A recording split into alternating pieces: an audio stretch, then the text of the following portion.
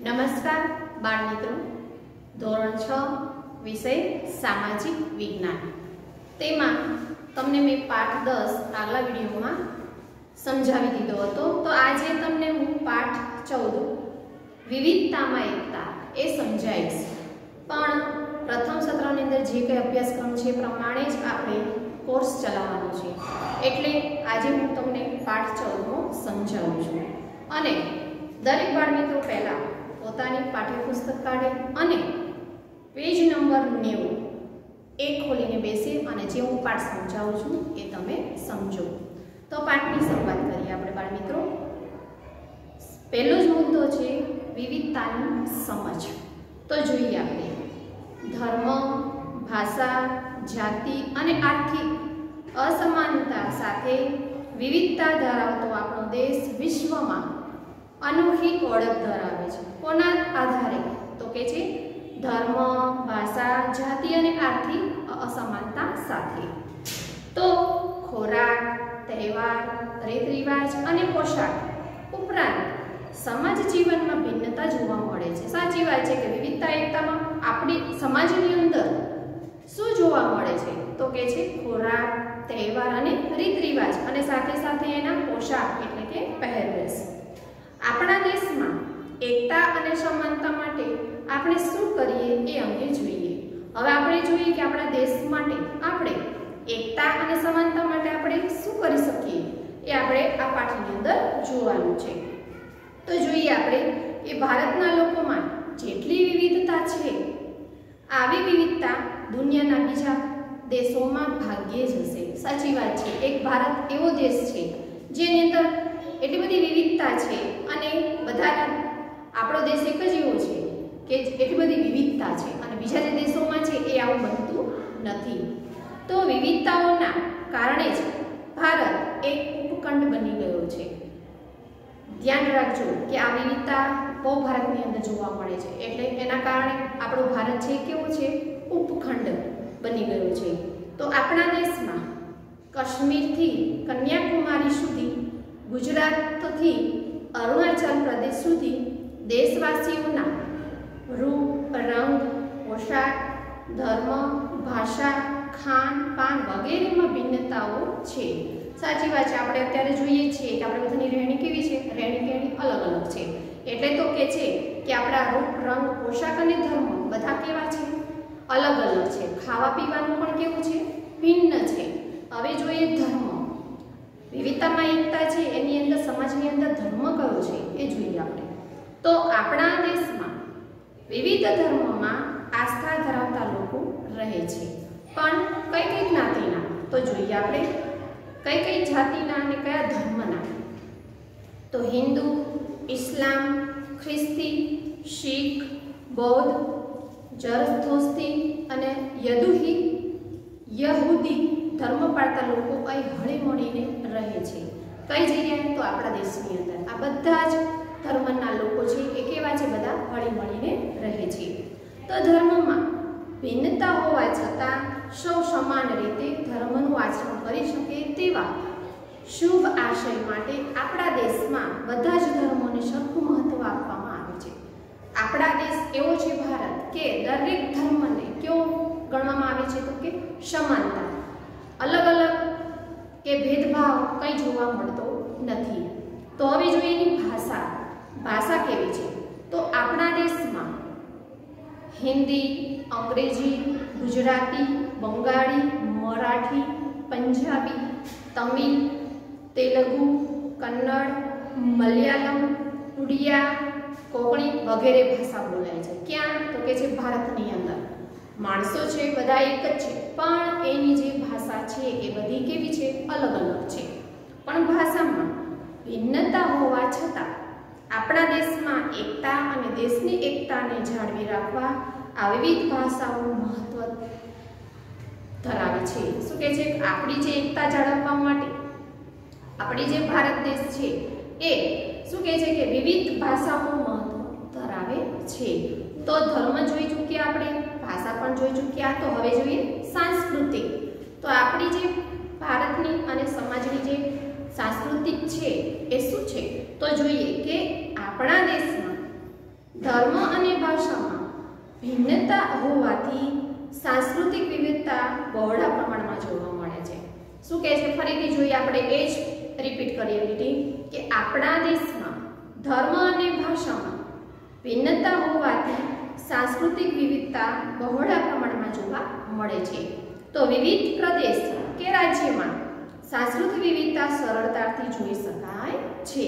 તો આપણે જોઈએ કે આપણા ભારતની અંદર કયા કયા તહેવારો ઉજવાય છે એ આપણે હવે જોઈએ કે આપણા સમાજની અંદર દિવાળી, મકર સંક્રાંતિ, હોળી, દશેરા, શિવરાત્રી, ગણેશ ચતુર્થી, ઈદ, નાતાલ, અષાઢી બીજ, મોહરમ, બુદ્ધ જયંતિ, મહાવીર જયંતિ, ઓણમ, પતેતી, વૈશાખી વગેરે તહેવારો દેશના જુદા જુદા ભાગોમાં વસતા લોકો સાથે મળીને ઉજવે છે। કે આ જેટલા તહેવારો છે એ દેશની અંદર જે કોઈને આ તહેવારો લાગુ પડતા હોય એ દરેક તહેવારો મનાવવામાં આવે છે।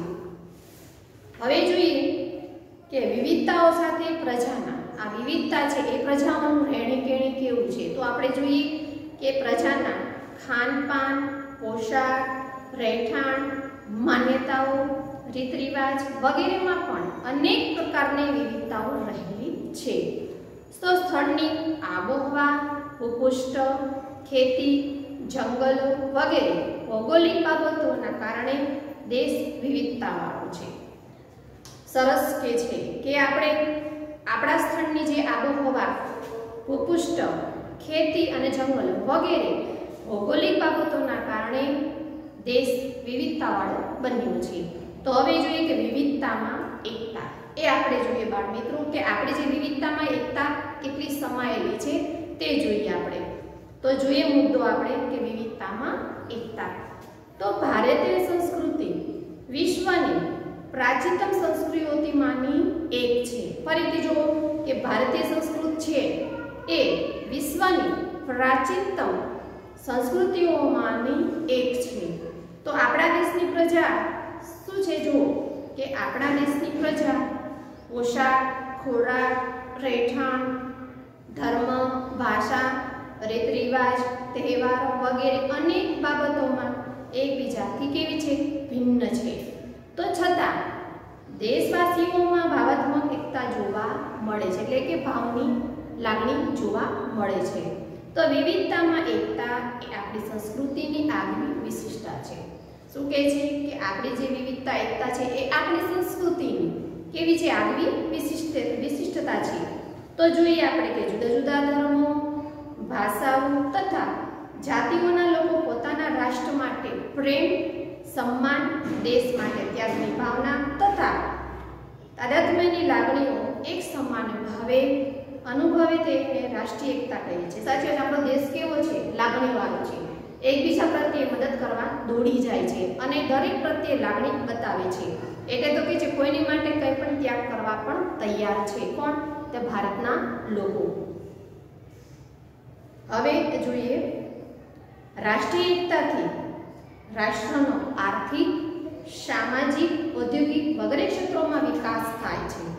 કેમાં? રાષ્ટ્રીય એકતાથી। તો વિવિધતાઓની વચ્ચે પણ લોકો શાંતિ, સલામતી અને સમૃદ્ધિ પ્રાપ્ત કરે છે। કે આપણે ભારતની અંદર વિવિધતાઓની વચ્ચે કેવું વાતાવરણ હોય છે? તો કે છે શાંતિનું હોય છે અને સલામતી અને સમૃદ્ધિ પ્રાપ્ત કરે છે। જ્યાં દેશની અંદર શાંતિ અને સલામતી હોય એ દેશ કેવો હોય? સમૃદ્ધિવાળો હોય છે। તો તેથી જ ડૉક્ટર રાધાકૃષ્ણને કહ્યું છે કે આપણે એક રાષ્ટ્રના રૂપમાં જીવિત રહેવું હશે તો આપણે સૌએ રાષ્ટ્રીય એકતાની આવશ્યકતા સ્વીકારવી જ પડશે। આપણે જો એકતા એટલે કે આપણે એક થવું હોય તો આપણે શું કરવું જોઈએ? તો રાધાસ્વામી શું કહે છે કે આપણે જીવિત રહેવું હોય તો આપણે સૌએ રાષ્ટ્રીય એકતાની આવશ્યકતા સ્વીકારવી પડશે। આઝાદીની લડતમાં દેશવાસીઓએ રાષ્ટ્રપ્રેમ અને સમર્પણની ભાવના થકી રાષ્ટ્રીય એકતાના દર્શન કરાવ્યા છે। કે જ્યારે આપણો દેશ આઝાદ થવા માટે ઘણા બધા એવા નેતાઓ છે જે શહીદો થઈ ગયા છે, જે આપણે ગાંધીજી છે, જવાહરલાલ નહેરુ છે, આ બધા ઘણા એવા છે જે આપણને આઝાદી માટે ખૂબ જ લડી રહ્યા છે। લડી રહ્યા હતા, તો આપણે એના અત્યારે દર્શન કરાવે છે. તો વિવિધતામાં એકતા એ આપણા દેશની વિશેષતા છે. તો જોઈએ પેજ નંબર 92 બાળકો ખોલજો. તો વિવિધ જાતિઓ, ધર્મો, રીત રિવાજો, સંસ્કૃતિઓ, ભાષાઓ વગેરેનો સમન્વય ભારતમાં થયો છે. કે ભારતમાં કયો સમન્વય થયેલો છે? તો આપણે તરત કહી શકીએ કે જાતિઓ, ધર્મો, રીત રિવાજો અને સંસ્કૃતિઓ આ બધા જ સમન્વય ભારતમાં થયો છે. તો ભારત વૈવિધ્ય ધરાવતો દેશ હોવાથી ભાગીગળ સંસ્કૃતિનું સર્જન કરી શક્યો છે. તો ભારતે વસુધૈવ કુટુંબકમ એટલે કે સમગ્ર વિશ્વ એક કુટુંબ છે. આજે સમગ્ર એક વિશ્વ છે, એક ભારત છે, અલગ અલગ નથી પણ કેવું છે? કુટુંબ છે આપણું. એવી રીતે આપણે માનીએ છીએ. ની ભાવનાનો વિશ્વમાં સાકાર કરી છે. ભારતે ધાર્મિક સહિષ્ણુતા અને સર્વધર્મ સંભાવનો પ્રસાર વિશ્વમાં કર્યો છે. તો ભારત છે બિન સાંપ્રદાયિક દેશ છે. તો વિવિધતામાં એકતા એ ભારતીય સંસ્કૃતિનું મહત્વનું લક્ષણ છે. શું કહે છે કે ભારતની અંદર વિવિધતામાં એકતા છે એ કેવું છે? ભારતીય સંસ્કૃતિનું મહત્વનું લક્ષણ છે. તો આપણા દેશમાં ધર્મો, સંપ્રદાયો, જ્ઞાતિઓ, ભાષાઓ અને ઉત્સવોનું સંમિશ્રણ જોવા મળે છે. તો ભારતના લોકો સહઅસ્તિત્વની ભાવનાથી પોતાનું જીવન જીવે છે. ભારતીય પ્રજાએ આપણી વિવિધતાનું સંવર્ધન અને જતન કર્યું છે એ અદ્વિતીય છે. એ ભારત છે એ કેવો દેશ છે કે આપણને સ્વતંત્રતા જીવવાનો હક આપણને મળ્યો છે. તો બાળ મિત્રો એક વિભાગ મેં અહીંયા અડધો પાઠ સમજાયો છે. પછી જોઈએ આપણે એના મુદ્દાઓ જે મેં બોર્ડ પર લખ્યા છે એ તમને હું સમજાવું છું. બરાબર છે? તો જોઈએ આપણે મુદ્દાઓ જે આપણે પાઠની અંદર સમજી ચૂક્યા છીએ. તો એ પાઠની અંદર જે મેઇન મુદ્દાઓ છે એ મેં તમને આ બોર્ડ પર લખ્યા છે. એ તમારે પાઠની શરૂઆત કરતા કરો ત્યારે આ પહેલા લખવાનું રહેશે. તો આપણે જો એ મુદ્દા સમજીશું ને તો જ પાઠ સમજવાની મજા આવશે. તો જોઈએ આપણે કે પહેલો જ મુદ્દો છે, આપણે ચોપડી અંદર સમજી ચૂક્યા છીએ કે પહેલો છે કે ભારતના લોકોમાં ધર્મ, ભાષા, સંસ્કૃતિ, ખોરાક, પોશાક, રહેણી-કહેણી, રીત રિવાજ, તહેવારો, રહેઠાણ, માન્યતા વગેરેમાં શું છે? ભિન્નતાઓ છે. તો આગળ જોઈએ કે આપણા દેશમાં હિન્દી, અંગ્રેજી, ગુજરાતી, બંગાળી, મરાઠી, પંજાબી, તમિલ, તેલુગુ, કન્નડ, મલયાલમ, ઉડિયા, કોંકણી વગેરે ભાષાઓ બોલાય છે. કે આપણા દેશની અંદર કઈ કઈ ભાષા બોલવામાં આવે છે? પ્રશ્ન પૂછાય તો આપણે તરત કહી શકીએ કે આપણા દેશની અંદર આ બધી ભાષાઓ બોલાય છે. તો આપણે જોઈએ કે આપણા દેશના લોકો દિવાળી, મકર સંક્રાંતિ, હોળી, દશેરા, શિવરાત્રી, ગણેશ ચતુર્થી, ઈદ, નાતાલ, અષાઢી બીજ, મોહરમ, બુદ્ધ જયંતિ, મહાવીર જયંતિ, ઓણમ, પતેતી, વૈશાખી વગેરે તહેવારો ઉજવાય છે.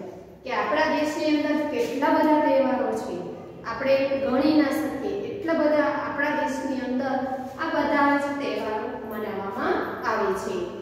તો આપણા દેશના નૃત્યો જાણીતા છે. સાથે સાથે આપણા દેશમાં શું જાણીતું છે? તો કે છે નૃત્યો. તો નૃત્યો કયા કયા છે અને કઈ જગ્યાએ મનાવવામાં આવે છે? તો જોઈએ અને કયા કયા છે. તો રાસ ગરબા છે ક્યાં? તો કે છે ગુજરાતમાં. એ તો આપણને ખ્યાલ જ છે. અને ભાંગડા તો કે છે પંજાબમાં. અને કથક તો કે છે ઉત્તર પ્રદેશમાં. અને કુચીપુડી તો આંધ્ર પ્રદેશમાં. અને કથકલી તો કે છે કેરળમાં. અને ભરતનાટ્યમ તો તમિલનાડુમાં. અને બિહુ તો અસમ. ઓડિસી તો ઓડિશામાં. અને ઘુમર તો રાજસ્થાન. લાવણી તો મહારાષ્ટ્ર વગેરે નૃત્યો જાણીતા છે. બાળ મિત્રો તમને તો ખ્યાલ બી નહીં હોય, જ્યારે આપણે પાઠ સમજીએ ત્યારે જ આપણને ખબર પડે કે આપણા દેશની અંદર કેટલા નૃત્યો જાણીતા છે. તો આપણે પાઠ સમજ્યા તો આપણને ખબર પડી કે આ દેશમાં આપણને આ નૃત્યો આપણા ભારતની અંદર કરવામાં આવે છે. તો હવે જોઈએ કે વિવિધતામાં એકતા એ ભારતની સંસ્કૃતિની આગવી વિશિષ્ટતા છે. સાચી વાત પાઠમાં જોઈ ચૂક્યા કે વિવિધતામાં એકતા એ ભારતની સંસ્કૃતિની આગવી વિશિષ્ટતા છે. તો આઝાદીની લડતમાં દેશવાસીઓએ રાષ્ટ્રપ્રેમ અને સમર્પણની ભાવના થકી રાષ્ટ્રીય એકતાના દર્શન કરાવ્યા છે. ભારતે ધર્મની બાબતમાં ધાર્મિક સહિષ્ણુતા અને સર્વધર્મ સમભાવનાનો પ્રસાર વિશ્વમાં કર્યો છે. તો ભારતના લોકો સહ અસ્તિત્વની ભાવનાથી પોતાનું જીવન જીવે છે. તો બાળ મિત્રો, મેં તમને પાઠ 14 નો અડધો પાઠ જે 14મો વિવિધતામાં એકતામાં એમાં અડધો પાઠ તમને સમજાવ્યો છે. હવે બીજો અડધો પાઠ જે છે એ હું પૂર્ણ કરીશ બીજાના આગલા વિડીયોમાં. આભાર.